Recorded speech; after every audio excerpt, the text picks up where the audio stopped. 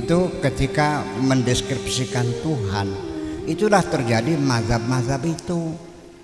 Jabariyah, Qadariyah, Ahlussunnah wal Jamaah, Murji'ah, kan begitu. Itu persepsi mereka tentang Tuhan yang berbeda-beda. Mu'tazilah mengatakan Tuhan ini, Allah itu menciptakan manusia, diberi akal, diberi pikiran, diberi hati, diberi anggota badan, diberi energi, diberi roh, berjalan sendiri. Allah tidak intervensi. Allah menyuruh berbuat baik, Allah melarang berbuat jahat. Kalau dia berbuat baik atas pilihannya akan dikasih pahala, kalau dia berbuat jahat atas pilihannya diberi siksa.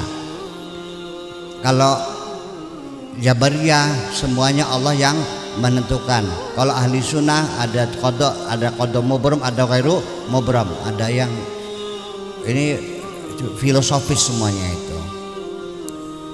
Saya kira walau bagaimanapun udahlah, kita nggak usah saling menyalahkan. Pada beli baru ya barangnya, iya kan?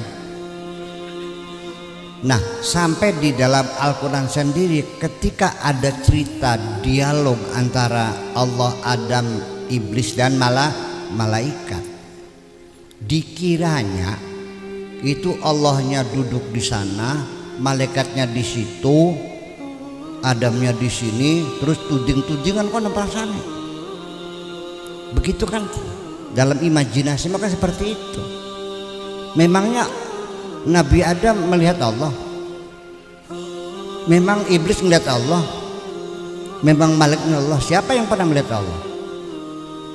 Dah nggak usah jauh-jauh. Ibu-ibu bisa ngelihat sembahyang nggak? Bisa ngelihat sholat nggak? Sholat bisa dilihat nggak? Yang dilihat apa? Orang yang sedang sholat.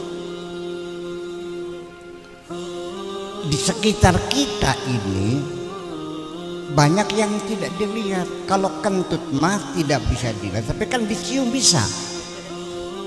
Ya kan begitu. Suara dilihat tidak bisa, dicium tidak bisa, tapi bisa didengar. Artinya apa saja yang kita tangkap dengan salah satu panca indera kita, itu kan namanya fisik. Betul enggak?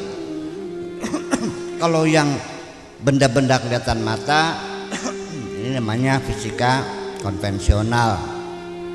Kalau benda-benda yang tidak terlihat mata namanya partikel. Selanjutnya, lalu Allah itu seperti apa? Ada di mana? Bagaimana? Ini kan dulu orang itu kan ingin meragakan Tuhan. Maka ketika mereka membuat patung-patung itu, lalu ditegur oleh Allah, kenapa engkau menyembah patung? Mereka menjawab, wa ma na'buduhum illa liyuqarribuna ilallahi zulfa.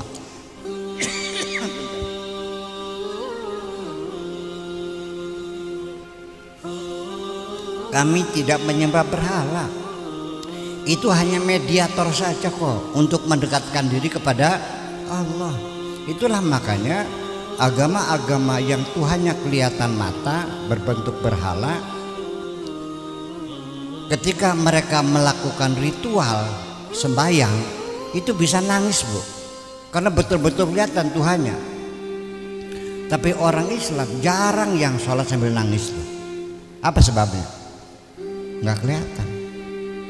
Nah, itulah makanya Tuhan tidak usah diimajinasikan, laki atau perempuan, besar atau kecil, jangan dimasukkan warnanya kayak apa, merah, putih.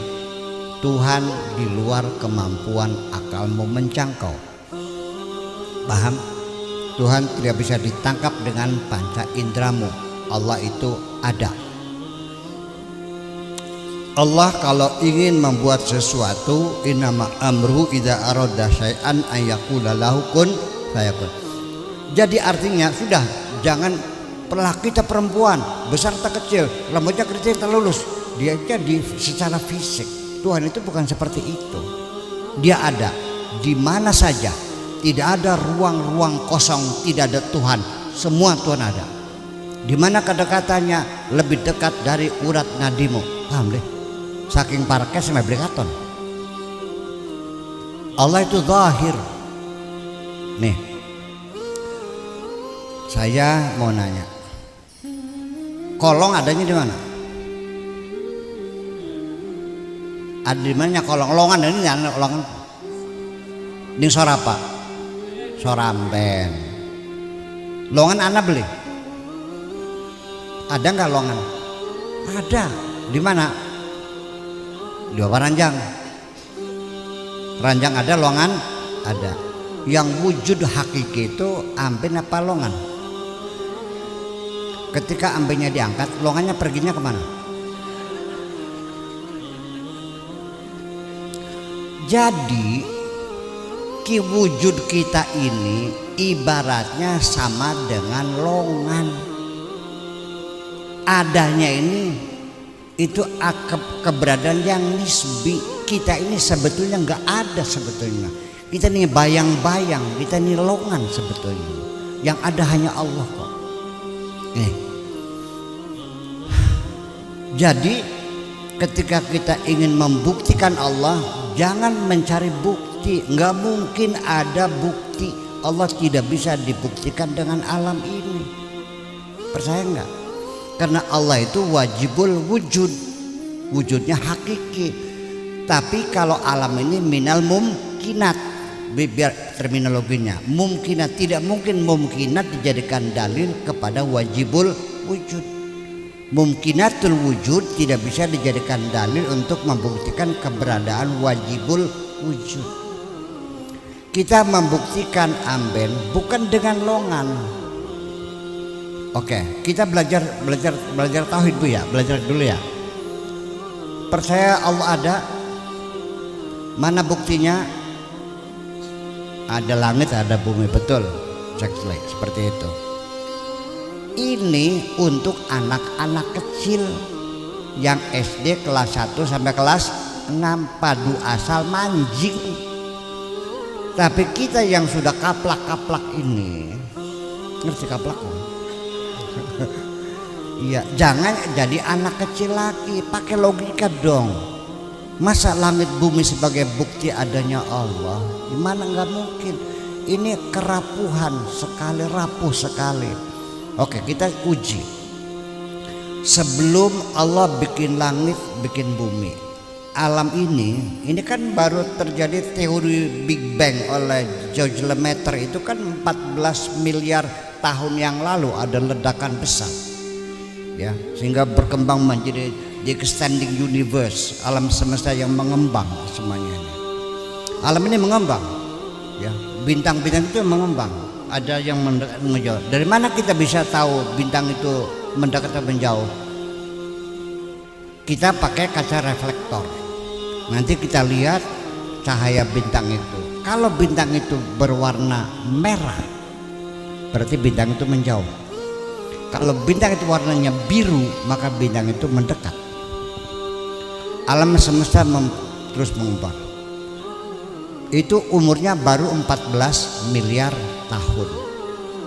Nah, sebelum adanya Big Bang, sebelum Allah bikin langit bumi isinya, Allah ada nggak? Ketika saya tanya Allah ada nggak, buktinya mana? Engkau akan kehilangan bukti. Ketika ditanya Allah ada atau tidak, ketika Allah belum bikin langit bumi, Anda tidak punya bukti. Oke? Paham bikin ke? Kedua, apabila nanti kiamat langit bumi digulung semuanya, dan Allah berkata limanil mulkul yaum, siapa yang paling berkuasa di sini? Sudah nggak ada makhluknya. Lalu Anda, saya tanya, masih yakinkah Allah ada? Mana buktinya? Melongo nggak? Kenapa melongo? Nggak ada langit, nggak ada. Anda akan terpaksa mengatakan Allah tidak ada, karena buktinya nggak ada. Allah tidak perlu dibuktikan, tetapi dengan Allah sebagai bukti membuktikan adanya alam semesta ini. Jadi kita ini ibaratnya kayak longan, tapi jangan diterusin nih. Jare Buya Gusti kayamben ngaco sih mah. Jangan menyimpulkan sendiri. Nah, artinya nanti ketika Anda nanti di akhirat ditanya oleh malaikat, mana buktinya Allah? Bingung. Tapi saya membuktikan adanya Allah bukan dengan logika saya, tapi dengan rasa saya. Ketika malaikat menanyakan, engkau yakin Allah ada? Yakin. Mana buktinya? Aku yang merasakan wahai malaikat. Itu persoalan. Jadi kalau istilah laki perempuan, wah aku masih nggak usah dipikirin lah laki perempuan mah. Nah, cuman ini kebatinan ini mungkin arahnya nanti masalah jimat, masalah jampi, itu begitu kan lagi digencar lagi digencar ya gitu. Termasuk saya juga di di internet itu kan, setelah saya melihat video Buya Sakur saya kagum, ceramahnya hebat, tetapi begitu dia praktek paranormal ternyata Buya Sakur musyrik.com. Ngomong apa kira-kira? Udahlah, saya tidak akan marah, insya Allah mangga surat wadanana masanya wata.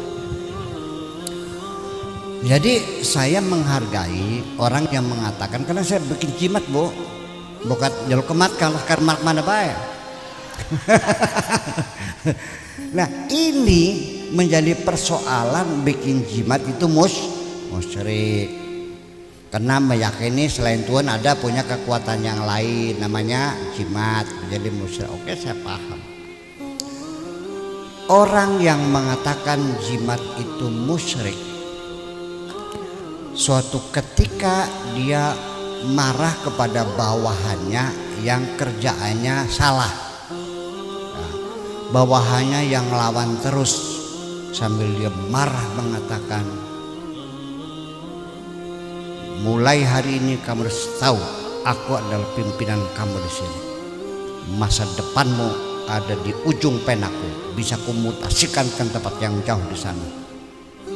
Bayangkan, dia mengatakan jimat musyrik, tapi dia mengatakan masa depanmu ada di ujung penaku ini. Musyrik ada Tuhan lain, tapi kalau orang mengatakan masa depanmu ada di tanganku, berarti dia sudah menjadi Tuhan. Betul nggak? Jadi mana yang lebih musyrik? Ngaku Tuhan atau mengaku? Ini persoalannya. Oke. Bapak-bapak, saya kasih jimat. Masuk hutan, ada macan, ada ular. Ini anti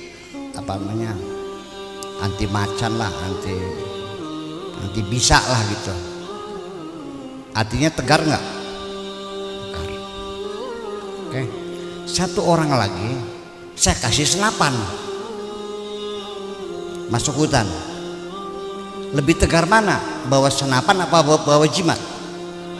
Jadi yang mana yang lebih musyrik? Oke.